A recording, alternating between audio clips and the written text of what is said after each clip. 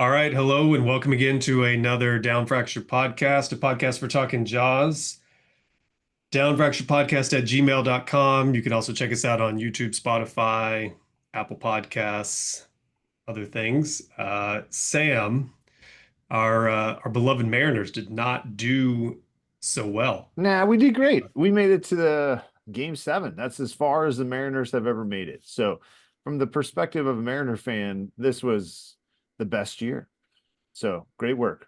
Feel good about it. I mean, one of us said that they were going to lose and one of us said they were going to win. I can't recall who was. I have to go back and listen to Yeah, last I don't week's recall episode. that either. I mean, I did think we were going to do well, which, we did do well. I just was hoping for a little bit more. That's I all sh I should learn to be more positive like you, but all right. right. Yeah, so thanks for Um, bringing that up. We have a guest today, right? we do. You want to do an introduction? You have any housekeeping stuff, or are we pretty good on that?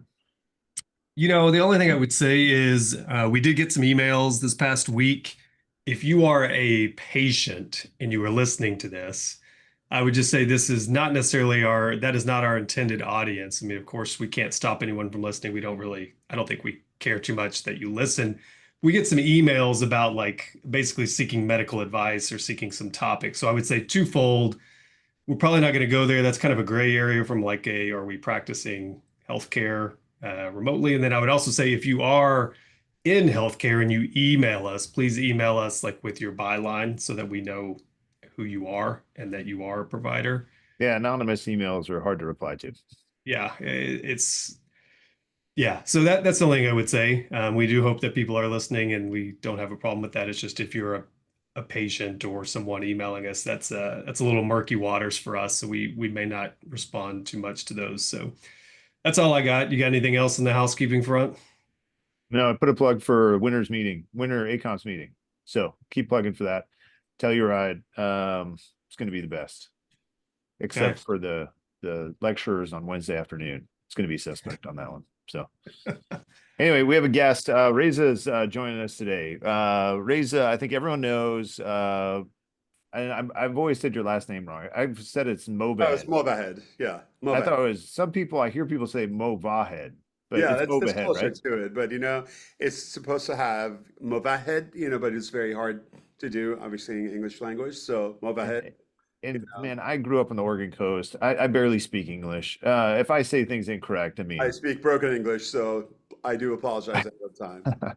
Ray's I've known for a while. I'm sure everyone knows his name. He is an excellent surgeon. He practices in St. Louis, also in San Francisco now, right? Yeah, actually, currently. Does complicated jaw surgery. He's a younger person. He has grown up with virtual planning and surgery in the way we talk about it. And so I was pumped to find out that he was actually open to joining us on our podcast. He did Dr. Wolford's fellowship. He trained at Nova, I think, and then New Jersey prior to that.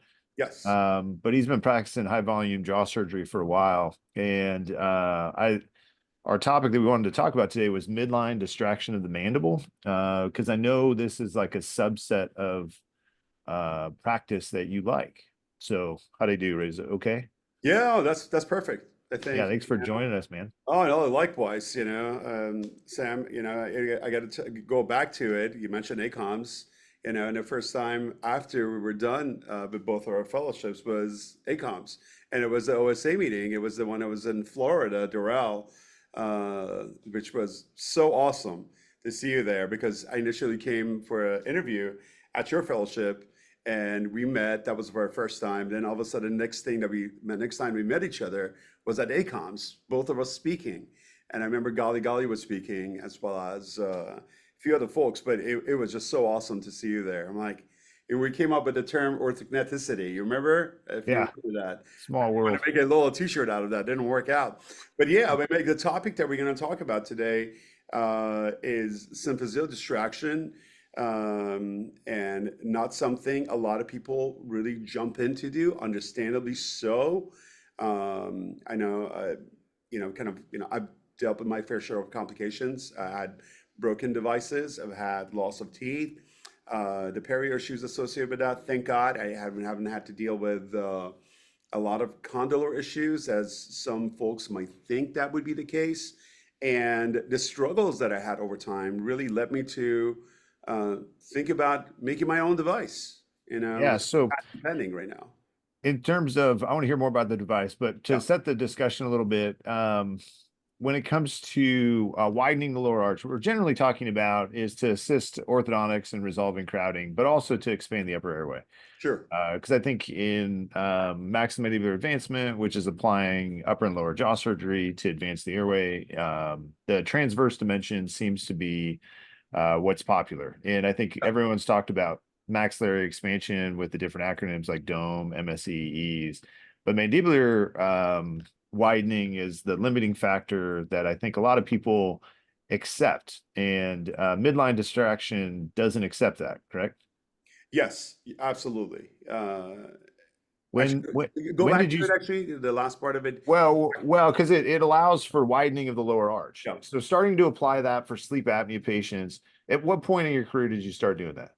So the first case that I wound up doing that for was a patient that I did MMA on, and the apnea index went from, actually I have the case, we can look at it at one point, went from AHI of 30 to 1.5 with a PSG. While this patient was, his CPAP was still reading about 12 AHIs a night. Okay, he was not comfortable with what's going on, and he mentioned, that he really wanted to widen the upper jaw, and it was like, listen, we widened the upper jaw for you. I don't know what we're going to do with the mandible, but you have to tip the teeth out. And he said, well, is there any way you can distract the jaw bony wise? And I was like, of course we can, so we went ahead, did a symphyseal distraction for him, then did the segmental and upper jaw and did a second MMA, okay, and further advanced him, and I did a segmental at the same time. And then we got a better result for him. Then I was like, aha, this is making sense. And he was doing all sorts of kind of myofunctional therapy and so on and so forth. He felt like there was not enough space in his tongue, in his mouth for his tongue, and it just made sense in terms of facilitating that for him, and not to tip the lower teeth out. Yeah, patients talking into treatment and kind of throwing ideas or bugs in your ear definitely happens in clinic. Wasson, have you had a patient talking into midline distraction of the mandible? What's your experience with this? Very minimal experience with this, plenty of midline osteotomies, but I would say most of my distraction experience comes from children's and then of course, Sarpy dome, those sorts of things. But So, I don't know that if I've done any of these, it's like one, and I feel like I would remember it if I had. So I'm not confident that I've ever done this. How about you? I mean, my experience in residency was low. I mean, I would say maybe two cases. They were bone-borne devices. Maybe one was transverse and one was just transport for, like a defect or something, just distraction of the anterior mandible. And then fellowship, not so much. It wasn't until I came to Seattle that I kind of got exposed to this more. There's an orthodontist up here that really kind of favors this treatment, and he's talked about it about as much as anyone. And I've worked with him for such a long time that I've got exposed to this. And I think there is a role. It's just part of the reason I wanted to talk about it with you, Reza, was figuring out like where do you think this fits in? Because I think there's some hesitation when it comes to the surgery that I honestly think is pretty straightforward. But like where it fits into the algorithm of treatment, I think is a more interesting discussion. yeah, exactly. When do you do it, and when does it make sense? For me, the thought process was always as such. Number one, if you have an uh, ultra tight bite and a transverse deficient, that's going to help no matter what. Okay, that's you're going to do that. But the cases that you can't bring the upper jaw and lower jaw forward to the numbers that you want, 8, 10 millimeters. So let's just talk about a Asian patient with a face that the second you come forward, the nose is going to rotate up. So you really want to explore the other dimensions, and I think the other dimension would be the transverse dimension, right? Yeah. I get it. Everybody this is like the new toy that everybody has, Marpeat, right and left. People are doing Marpeat. Our folks have done upwards of 1,500 Marpeats now. And you look at the outcomes, you either have even a lot of folks that get ease done, they have a Brody bite and they say, okay, go ahead and figure it out. What are you going to do with that? Okay. And we're missing half of the whole story. So if you widen the upper jaw and lower jaw prior to MMA, the whole MME prior to MMA concept, maximum mandibular expansion prior to MMA, then there is a place for it. So either it's just got to be a matching of a transverse deficient lower jaw to a wider upper jaw that, you know, warrants for it. And two would be a case that you can come forward all the way and you want to maximize the outcome, that the result of an MMA with a smaller movement that you have that Yeah, aesthetically would not improve it that much. So that's where it lies for me. definitely. Um, yeah, I think one of the notable differences between midline distraction of the mandible and, let's say, a segmental mandible or widening the upper is midline distraction seems to change their face more. What do you think? Does it, like, what do you see in terms of face change? And, you know, front to back, you mentioned, is a limit on maxillomandibular advancement, but in the transverse, there's certain subtypes that I kind of like, because I get a little concerned about, let's say, an Asian female, if I'm going to broaden her lower arch, Yeah. that it's going to have some unfavorable face changes, as an example. Are there other ones that you kind of look out for, or do you think you can generally make it up with a revision So genio secondarily? I mean, I would just say the Genio secondarily would make sense. Haven't had that issue yet. But this is also was my thought that if you do the midline cut and just widen the, you know, your distal segment, and then you go ahead and basically do the sag, and excuse me, you do it after doing the sag, you do the midline and widen it. But when you put the proximal distal segments, that I think widens more than just doing a symphyseal distraction first because you're rotating around the condyles, right? I don't think the angles get as wide as Yeah. you Oh, would. I agree on that. Yeah, yeah. Just Right, doing right, midline, it's you get kind of, wider angles just because of the interference and everything. It's just that with broadening it for distractions, just like their chin is wide. Like it's just like it's disproportionate. yeah. It seems fat for lack of a better term. Which I mean, you know, like someone like me would be fine with it, right? Like my face would mask it and it wouldn't be a big deal. But you So, don't seem like you're bugged too much by the aesthetics of it. You feel like not it's really, because most of the patients that, and all the patients that I've done this on were all guys, as a matter of fact. I okay, haven't done it in a female patient yet. So got it. that Well, was so what's keeping you from doing it? What's keeping you from doing midline distraction in your office? yeah. So to do it more than I have done, which is a total about probably about a handful, 20 cases, is the fact that, you know, I want to pick the right patient for it. I just don't want to throw it at everybody. Like Yeah, he's getting thrown at everybody. I don't want to do it for everybody. yeah, It makes sense, yes, but it has to fit the treatment has to fit the disease, okay, and the extent of it, extremeness of it. So yeah, loss of the incisors. You know, there's a chance. I've lost 4 incisors total. Uh, Dealing with a non-union of a fractured device was one of them. I worked with KLS for 5 years to use their, and I'll show you guys the designs that we have of them, to use a reverse locking system, the Zurich distractor that I have, to that locks, to use that, but doesn't fit there. That's another problem. The patient is not going to be taking care of it properly, you know, perio issues, that's going to be a major issue. Patients with thin biotype that are not willing to have any kind of soft tissue or bone augmentation in the symphysis, those patients are also a group that I want to stay away from. So we're in the process of publishing this paper with Dr. Kim at St. Louis University, and he's been talking about this device. We should actually work together along with Jamil from Partners Dental to make this device. They've done everything to make this work, but that's the last part that we have to figure out. How can we prevent the period defects associated with it? And ultimately potential loss of teeth, you know, root resorption that can happen with it. So I'm not going to just jump into it until we don't have this paper. I'm not going to be as liberal about using it because I want to have yeah. something to back it up first. I mean, I see this surgically as more straightforward than upper jaw expansion, and like not even close. I mean, you know, whether you know you just do chin incision, you can make a vertical cut or make a stepped cut, whatever you'd like in terms of stability at the chin. But the device that you insert in terms of bone borne or tooth borne is already fabricated ahead of time, and there really isn't any resistance to expansion, right? Like you can pretty much carry it out. It's the periodontium that is generally the trouble. So the teeth being small and the soft tissue being thin sets you up for more periodontal trouble. Is that what you're getting at in Yeah, terms of the teeth? absolutely. And that's what I was thinking to make probably for a thin biotype, doing SFOT ahead of time to change the biotype of the tissue, make it thicker, or do some soft tissue augmentation. That can save you big time. And it does, and also making sure How that much time do you give yourself? 6 months? 3 months? yeah, 6 months. I would say older patients, the quality of bone is not going to be as nice. You do it in the 20s, 30s, early 40s, you're going to get some good outcome in terms of the bone filling in. Older patients is going to take a little bit longer. You're going to have that little defect in the inferior portion of it. Yeah, I think a little nugget that I've learned over the years on these is to actually make the cut so that there's bone on both sides at the teeth level.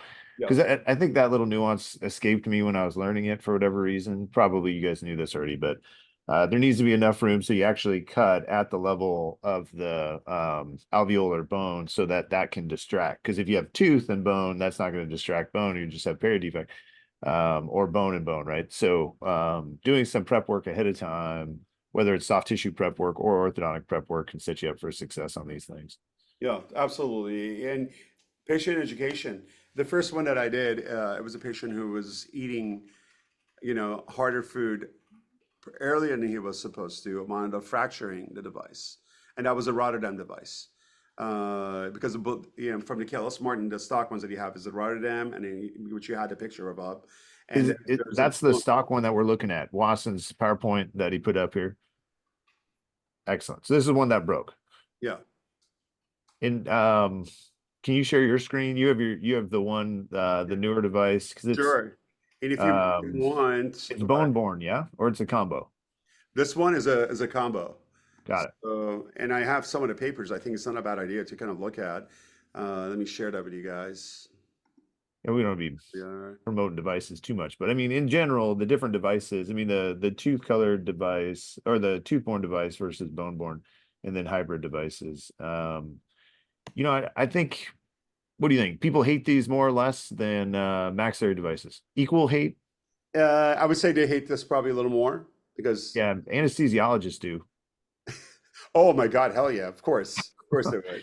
Well, it's in the way, right? Because it's in the Yeah. way of intubating, and that shouldn't be overlooked. I think when it comes to these guys, the patient has sleep apnea, and then we're putting some stuff in their mouth, so we're making the job of the anesthesiologist more difficult. So don't overlook that aspect of it for sure. So this was one of the papers that I was very happy that came out. We need more papers about this, by the way, without a doubt. This was Sylvan Chamberlain's paper that he lost to two incisors, and he used the bull on a device. They didn't do any orthodontics prior, and you can see chance of loss was pretty high. He lost two teeth there. Okay, and that was because they're missing though, right? I think I remember this thing. I feel like he was absent. Yeah, one was absent, I think, and one was lost. And they were just making space to restore it as well. Yeah, exactly. There, and the patient had improved in AHI scores, and as we were talking about for the kids, RME and symphyseal distraction for pure urbana hemifacial microsomia cases, that's pretty common in certain institutions, not everywhere. I don't know what you guys have experienced with that with pediatric group. Have you guys had that? Because I think they really can benefit from it. And yeah, that was a different life. But you're doing Roban midline? Is that what you're saying? No, I haven't done it, but it was just, that was while I was doing a little literature search, that's what I came across. And yeah, I haven't thought about that subtype. I'm like, Scott Boyd for me was also one of the other people that really got me excited about doing MME prior to MMA. Yeah, this is the case that was published for a long time. This is like the only case, right? Like this was 20 years old, 15 years old. Yeah. Yeah, when I think of widening, I think of this patient, which sounds silly. I don't know anything about it other than reading. I put them in my talks too. I put this paper in like every single one. I love this. Actually, you know what? I got used to talk with Scott Boyd at 2019. It was ICOMS, and it was really exciting. I was like, you have no clue what you've done to me. You made my life so much harder, but thank you for publishing that. And just look at the device. There was only 2 screws. I mean, this is unbelievable. And yeah, I mean, it's a hybrid device. You got it on the premolars, which But I mean, this is a good example of like a narrow arch, right? Like it's just you look in the mandible, it's crowded, narrow arch. You can take out premolars, but why not broaden the arch as a first stage setup, which is what was done here. But the thing is that This is I a great treatment. think, I got to tell you, Sam, I don't think that he knew back then that, hey, listen, this is going to change the shape of the airway. I think that's the biggest part about it because when I started to look at airway shapes for these, the widening of the airway, not just the upper, not just at the soft palate region, but also at the base of the tongue, that was just unbelievable. So let me actually show you guys. There we go. Continue to share. So surgically, it's straightforward. I think management afterwards tough. So you work with an orthodontist 100% of the time, right? Or no? Yes, absolutely. And 100%. how do you work with orthodontists who may not have experience with this, assuming your orthodontist didn't have experience with this? Or did they already? Because I'll tell you, in my world, that is a hurdle. It is a problem because most orthodontists find us to be a lot more invasive. They don't want to be involved with it. They're okay with doing the maxillas, but none of them are okay with doing symphyseal distraction. They're like, oh, I'm just gonna round up the arch for you. That's as good as I can do it. I'm not interested in doing this. So But how the do you reason approach I've it? done this, How do you get someone on board? just show them these images and tell Yeah. them, hey, listen, this patient has a severe sleep apnea, 50 something, 60. There's only so much I can bring him forward. It really makes sense to do this. Because expansion is still, as much as there are few orthodontists that are doing a lot of MARPI, but there's not a lot of them that are doing it. Now, coming to symphyseal distraction, that's impossible. What everyone says that they've tried one or two, they lost incisors, and that was the last they would ever want to do it. Yeah, I mean, that's legit. I mean, you don't even Yeah, do bad things. I mean, yeah. scaring you away from doing a procedure. I mean, I think the rate of incisor, I don't know. In my life, I don't know if we've run into it. Maybe we have, and I don't recall, but I don't know what my estimate of these cases are. It might be similar to yours. But do you feel like it's like a 2%er or 20 or 80? I mean, Like, right now, for me, with a four, one was actually two that wound up with internal resorption, excuse me. so maybe like a That took a few 20%er, huh? routes. Yeah, and All then right. the other two cases that I wound up at central incisor loss, one was after distraction, after everything consolidated, and the other one was a patient that wound up with a fracture of the distractor. But again, Sam, one of the reasons why I brought this up over Yeah. here, just look at the width of the airway. One of the things that it doesn't prevent that AP collapse. Okay, the AP collapse is still going to be there because I've done dice in these cases. So, and I Before, can attest, I've met actual people who have had their sleep apnea fixed from transverse broadening, like expansion of the upper jaw, expansion of the lower jaw, like just from midline distraction. MME by itself. Yeah, dome.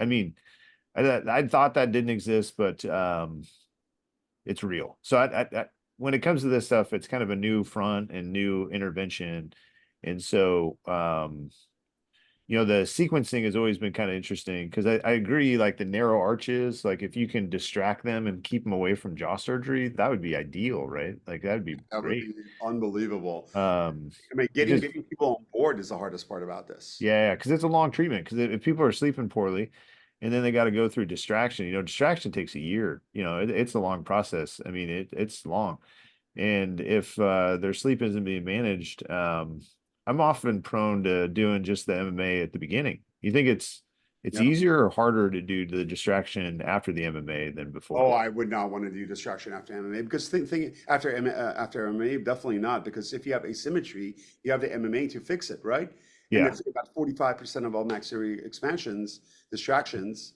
are asymmetric. sure. Do this first, then get to it. And there lies All the right. importance of it. And for me, loss of incisor, big deal. Good God, for what are you trying to achieve? Unfortunately, patients are short-sighted. The short-term memory is an issue.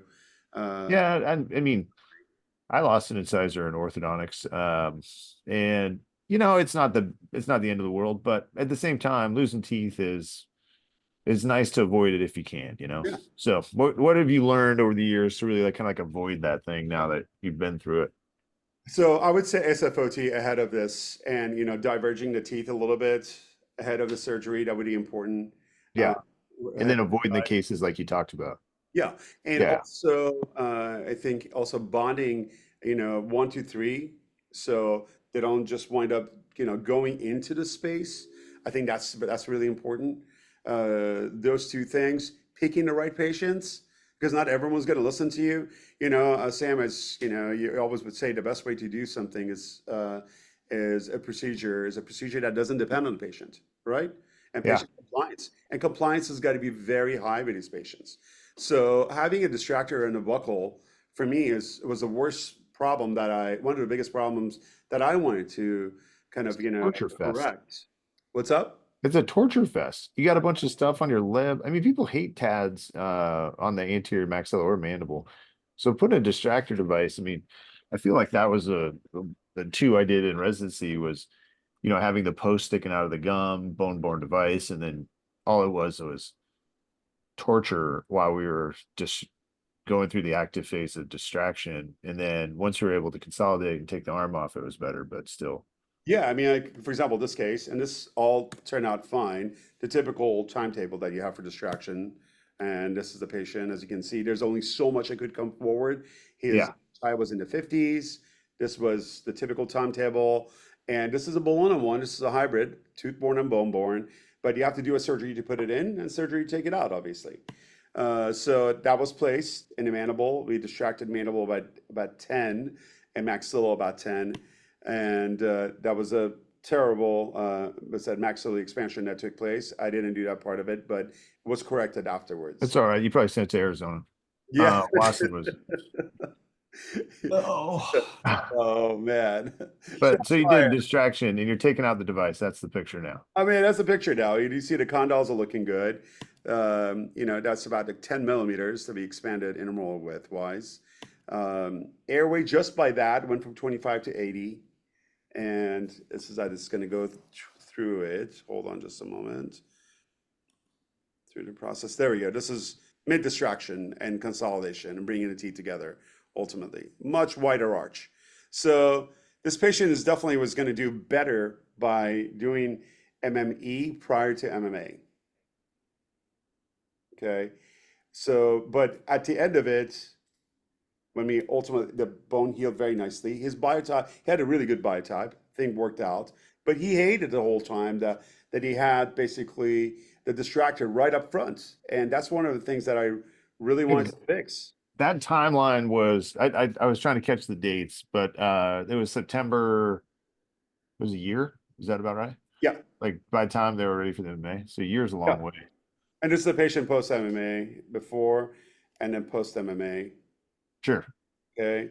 And where everything is for the patient. And I did some bonding distal to canine to not to do anything with primate spaces. Not the way I'm a fan of, but the patient wanted the orthodontics to be done and over with. And you can see the arch; it's so much wider, so much more room for the. Yeah, you do get crazy big arches. Like with osteotomies, you can't get that much change, but you can develop wide arches otherwise. Wasson, what's holding you back from doing this, you think?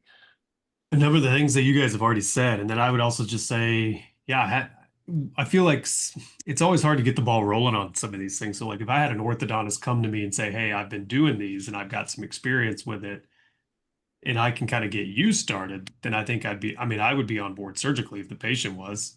Um, but I think when both of you, it's kind of new to you, that's a little bit harder to kind of get the ball rolling. Yeah.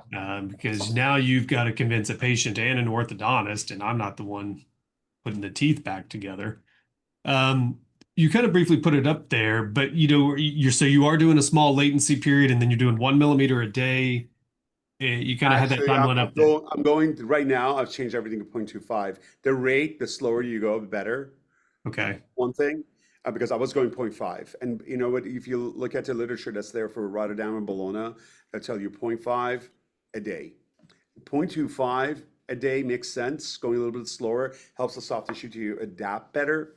And that was actually initially mentioned to me by a craniofacial surgeon that did this for pediatric cases, and I didn't listen. And I think I paid a price going faster. I was just going by the literature, okay? I should have talked to Sam back then. But Well, guys, you think, like I would say, doing the MME prior to MMA. So because the first is obviously way before the surgery, before the MME. Then the second one is after MME, going from 25 to 80. Then going from 80 to 194 after the MMA.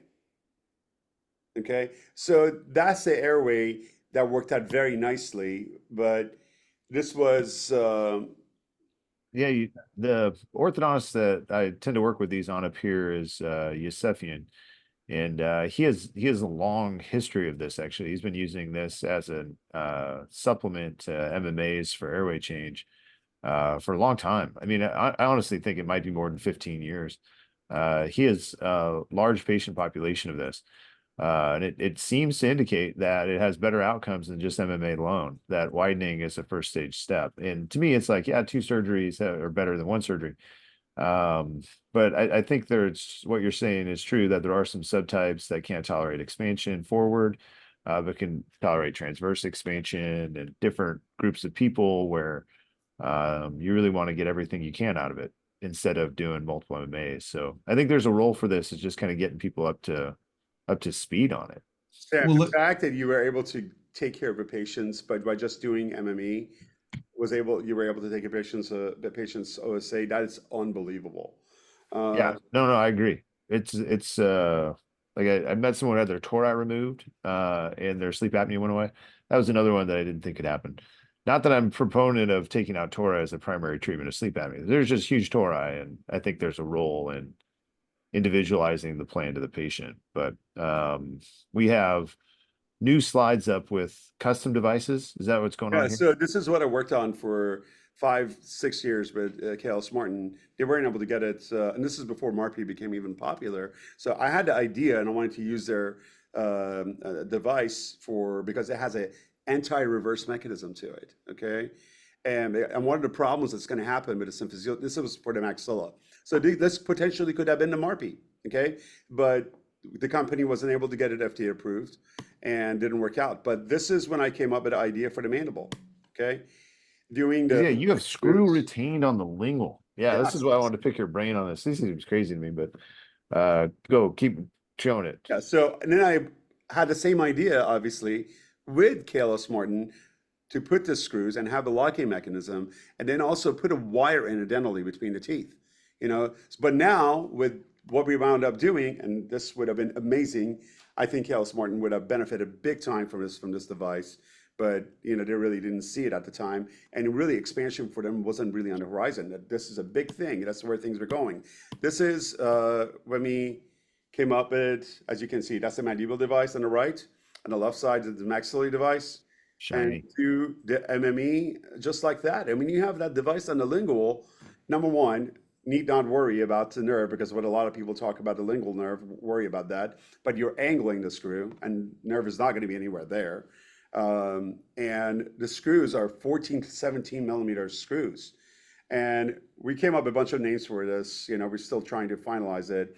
Whether it would be MLSD, basically mandibular lingual symphyseal distractor, or it would be LSDX. Oh, don't add to the acronym party. Yeah, maxillary expansion I don't want acronym. it. No, No, what are you there's gonna do? like You know? 25 of them, and it's always like changing it. I mean, the device is cool. The Yeah. placement of the screws, because like in the maxilla, the screws that are easiest to place are those anterior ones, and it's also you're using it in a narrow arch form. And so depending on where they go, if their mouth opening is a little bit limited and you're putting in a 13 millimeter screw on a vaulted palate, it can be really like technically hard to do that. And I imagine in the mandible, angling them in like a narrow arch form, because you would have to pre-drill them, right? Like you're at Yeah, least so drilling the I go lingual with a corset.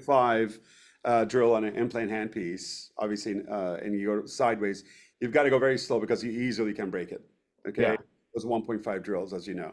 And then going in with the length of screw that you have, and if we're setting up with Partners Dental to have a thread inside of the guide, and that it's almost like a guide tube that directs you perfectly interdentally. You don't have to worry about hitting the teeth or anything. So you're like dental implant drilling it. You're not Yeah, like transmucosal. yeah, no, yeah. Actually, what I'm doing now, I'm first cementing it in, putting the screws in, then I'm going ahead, I'm making the cut. I go almost like 1/3 of the way up the roots, and the rest Yeah. of it, I go with distraction that makes it. Got it. And then you put the screws in after No, screws go in you put before. in screws before you cut it. Yeah, yeah, Yeah, that makes before I sense. cut. Yeah. Got it. So place it, and taking it out is the easiest thing to do. Again, with a smaller driver for the screwdrivers for KLS Martin screws. I love their screws, the green ones. They're fantastic. The locking ones. I could just reverse the screws out, and it comes out the device. And it's you're using the angled screwdriver? Yeah. Oh, just an implant Ang piece.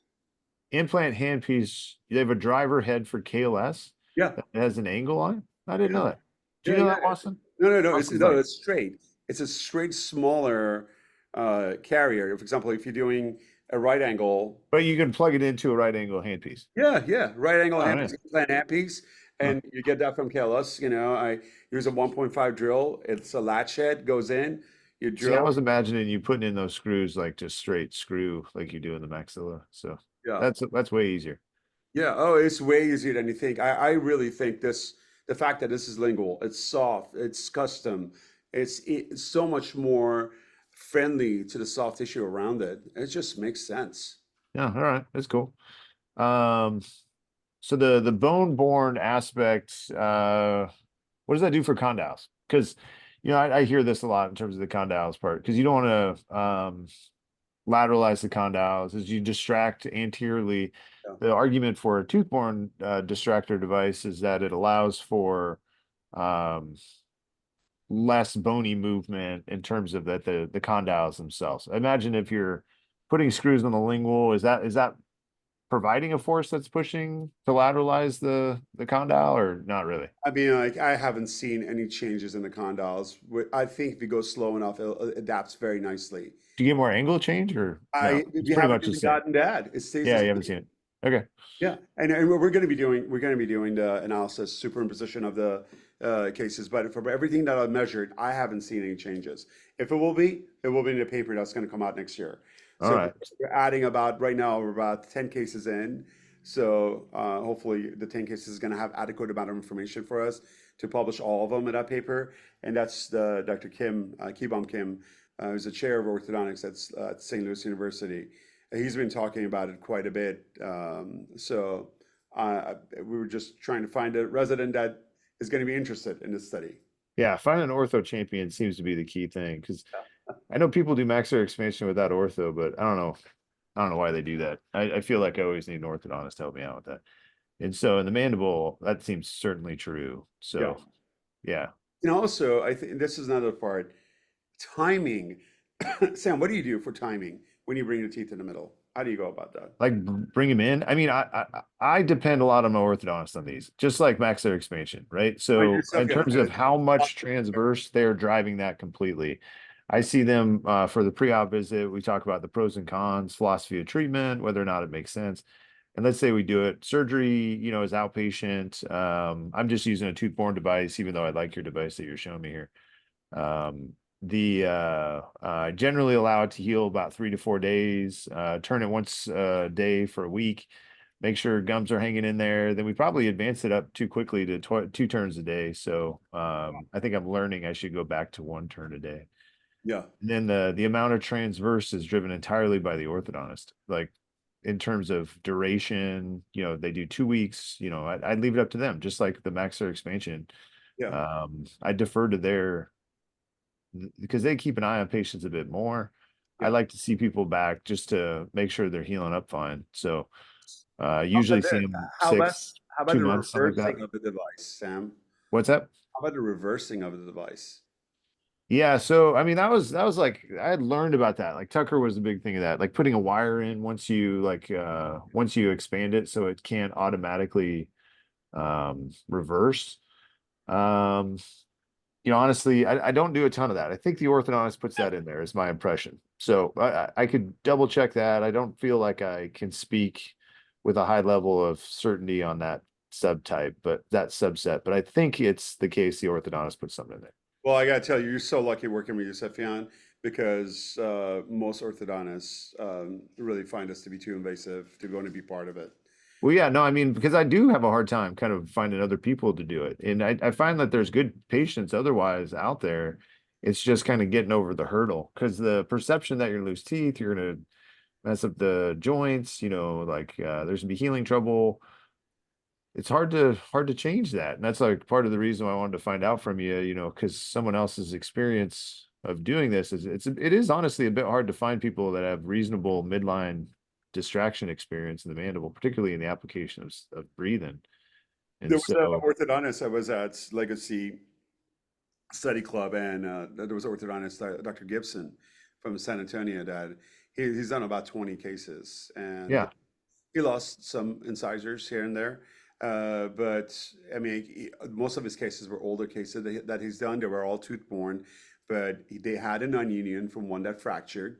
And the same problems that we're talking about, because every single time, I know just for everyone who's listening, as you open and close, you're basically bowing the symphyseal portion. It's the yeah. If you closed out. grind your teeth, it flexes, right? Like the mandible wants to flare, and there's mobility at the symphysis, and it's three-dimensional mobility, and so stabilizing that as best you can is important. And potentially, one of the things that I think you can do with this, when you do the mandible and you do the maxilla, you can take probably some of the cases that you have circumferential collapse, you can change that. I mean, that MMA has the ability to do that. That was another part that I was really excited about, because when I see an airway go from a round airway and opens up like this, and then you advance, that to me is the key part about it. Because in one of my cases that we did the symphyseal distraction about 10, then 9 for the MARPE up top. Even though it was asymmetric, I had the dice before, I had the dice after. There was still collapse, okay? But the lateral walls were so much wider. And that was so awesome to see. And Sam, now you mentioned that you had a case that you fully took care of sleep apnea with it. I mean, you got to publish that case. Yeah, it's like one-offs I always am skeptical on, right? Like I'm not sure how much to learn from one situation. I think it's good to have out there because I mean, just like the Boyd paper, that one obviously inspired us to be interested in this. It's useful from that aspect for sure. We got to get Wasson into doing something, but we got to come up with a way to get him. He's like, no, no way. I don't want any part of this nonsense. No, that's Um, just it's I was good gonna I stuff. was gonna ask, you showed the airway and what you're saying fundamentally makes a lot of sense, but have you, and maybe you said this and I missed it, have you done PSG in the like the incremental stages of expansion through either just the mandible or mandible and maxilla? So have you had a AHI RDI of 60, you expand only, you get a repeat sleep study, you have a measurement, then you do the MMA and you have a measurement. Like, have you done How that about this? incrementally? I have a post-surgery dice that I can show you. Yeah, And that I believe. I'd just be interested to know. I mean, ultimately, we're not treating the dice, we're not treating the CT, we're treating the OSA. And so, I mean, I would assume that there's improvement, but I guess I would just want to know if you've done that to verify. I mean, it makes sense. In this patient, we did initially after the first MMA, everything looked amazing, but post distraction and second MMA, it was just out of this world. Let me see. I think I have a case here that we can. So this case, I threw pretty much the whole kitchen at the patient. Let's put it this way. That was an approach that took You're place. getting crazy right now. Yeah, Bringing back trauma. We should yeah, skip past this slide. that's reminding me of Dirks right there. Oh man, did not enjoy. So for this Force. patient, I wound up doing base of tongue reduction. Okay, and the patient's sleep apnea was high. It was in the high 50s, and I had to actually, when I was taking out the thirds for him, I had to stop, and I had to do the weight because he desatted to the low 50s, 60s. And I was like, holy shit, okay, we're coming back. The sleep apnea is extremely severe. And guess what? What we're going to do is that I'm going to get you to OR because, and his wife knew what was going on. So we wound up doing the base of tongue reduction for him. This is poster chart, As the first stage, right? first stage. I Yeah. can speak from the clinical experience of combining tonsil and MMA. That's a bad idea. So just in case anyone thought that was a good idea. This was years ago. This was so Yeah, long yeah, ago. no, I agree. Yeah, I haven't done that I recently did at all. about 9 base of tongue reductions, and I stopped. combining those with jaw surgery, it's too torturous. It's too much. I had a patient it took 4.5, 5 weeks for solids. It Oh was man, it's like your brutal. lips don't He work lost a and lot of your weight, throat doesn't but work. it was. It's mean. So just in case anyone's out there thinking, well, why do I Look do at this. This jaw patient has surgery an every day? NG. Okay, Yeah, here to here, and the patient has an NG. So that's what we wound up doing. Thank God he was fully on board with it. yeah, So and I did wind up doing the Bologna. We did about 10 millimeters. yeah. So hold Or on this picture real quick for me. So because this, I did band for a while. Like I had a phase of my life where I was looking after little babies. And the dang devices would always get infected or run into infection with some frequency. That device seems to have a little drainage from it. yes. How are you managing infection in this whole thing? I don't think this was infection, by the way. I think this was mostly, wait a second, I still can see the suture. So Pudding. yeah, it could be something like that.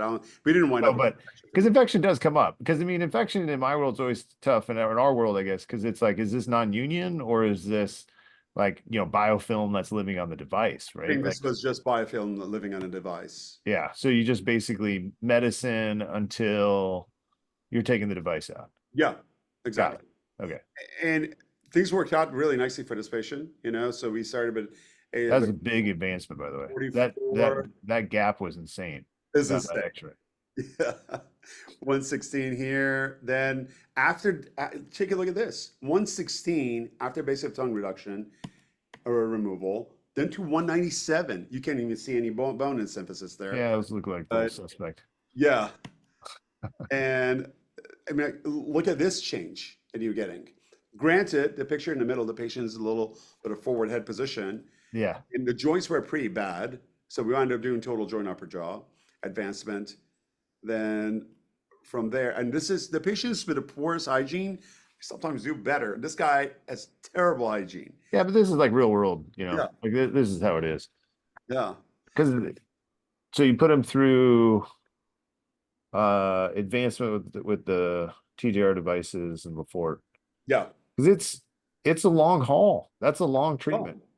There's a yeah. lot of ortho. It's obviously a lot of cost and everything else. So um I think there's a role for these things, but they're relatively rare currently. So So, Relatively, yeah. so just to be clear, you Sam, I throw it out to you too. No one, you guys do not have experience with doing the expansion, getting a PSG, and then doing MMA. Or I mean, I guess the question ultimately is, do you have follow-up sleep studies after the expansion? Have you guys either of you guys done that? I mean, I've in done my world, dice. I'm not driving that. I've because honestly, Yusefian's doing a lot of that. He does get follow-up sleep studies on it. Yeah. I And are know you him to do that. seeing tangible results with that? I mean, I assume you are, but like, So I PSG wise, I've gotten PSG not post MME, but post MMA portion of it. And right. I've done Yeah. dice post. There's one patient in specific that I did dice before MME, dice after MME, and then dice after MMA. So 3 sets of dices, and that was unbelievable. Yeah, dice would be great in there. I think the impact usually in the transverse is relatively mild on the sleep studies. I mean, I know there's a few one-offs in the group of patients that I know from Yusefian. But it's very much like an improvement of HI. Like how some procedures like radio frequency turbs or a layup or something. There's like a 15% reduction in AHI or something. And I see that data as like, well, I mean, that's great, but I'm not really sure how much that really solved the problem. I mean, That's how I generally Audrey perceive has the transverse. like Sam. Audrey has a paper that says about 50% reduction in AHI just from MARPI. And what? Yeah, for maxillary transverse. Yeah, Yeah. I mean 50% though. I haven't seen that routinely. Yeah, because I would say maxillary expansion is a topic for another day. I think that what is out there to be the truth, I'm not so sure is the truth. I think I I would should uh, I would agree with you in that. Like, I would say that's one of those things where my experience does not mimic the literature either. But that doesn't but mean yeah, I'm right and someone else is wrong. It could be the other way. Maybe I'm not doing it right. I think if your average jaw surgeon can't perform a jaw surgery procedure, that it's unnecessarily complicated, let's say. Because I mean, we should be able to pull these things off with high frequency of success. So I don't know. I think midline it has the big advantage over, or midline mandible has a big advantage over maxillary distraction in that you set them up pretty well for an MMA. You widen the lower arch. It's a straightforward surgery. It's manageable with orthodontics as long as you can find a partner. And then they have a transverse discrepancy that you just do a segmental LaFord at the same time as the MMA, and you set them up well. You can obviously distract both arches. There's probably benefit, but I do like the philosophy in certain people of setting them up for maxillary expansion through the second stage surgery. Let me jump back in here because Sam, you've talked a lot this episode, and that's usually bad for our ratings. It's bad. So you asked Sam the question, but I'm interested.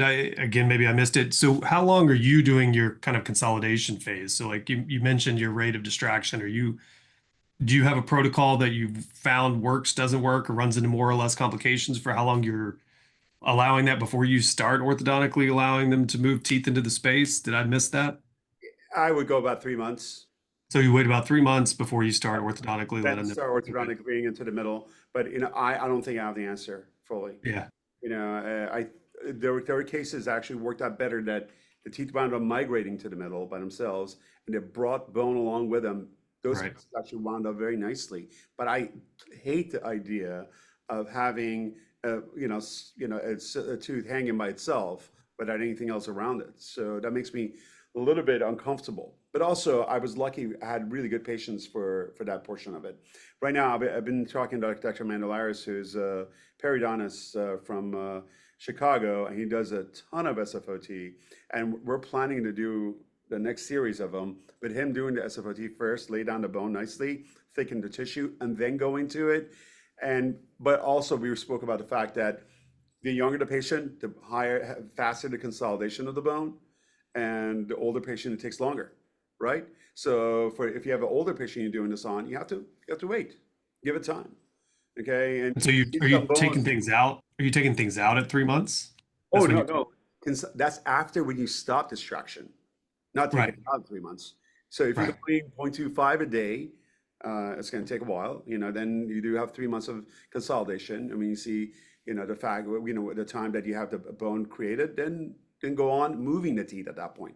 No, I would like to maintain the width for the full 6 months, same as Okay, got it. That's what I was getting at. I was just trying to make sure I understood the kind of sure. time points there.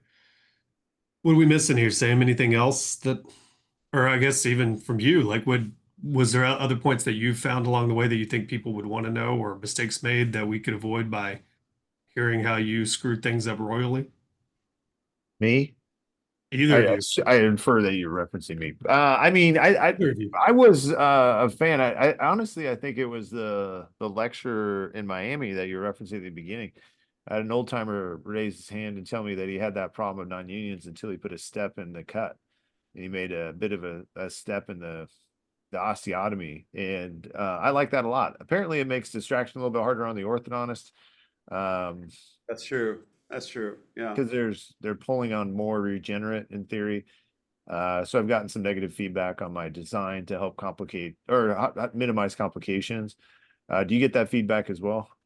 Like step in the cut in the anterior mandible? Sam, I haven't done a single step, but to be frank with you, I'm becoming more of a fan of doing the step. You Yeah. mentioned that to me at one point, and because central incisors are finicky. Okay, if I can make the cut between the lateral incisor and canine and do the step, but the only part that I worry about is asymmetry. Yeah, asymmetry in the chin, asymmetry in the That's the arch. only part. But if you're doing MMA afterwards, there's a lot that you can address at that point. Totally. Take care of the asymmetry. Why not? I might change my osteotomy design to the lateral incisor canine because Yeah, you might get negative feedback from your orthodontist. Is the yeah, only I know. I mean, the guys that really started this was Harry Legan, right? Harry Legan and Scott Boyd. Yeah. And what's so amazing, all three of us saw the same paper.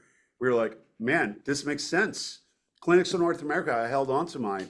I was so excited when I saw that. Then I read the paper with Selvin Chamberlain. And of course, you look at the things that Cesar Guerrero has done. In none of but one thing that's important here, none of these guys talk about the effect of the distraction on muscle, because you're splitting the genuglossal muscle, and when you're expanding, you're stretching that muscle, okay? And also the mylohyoid.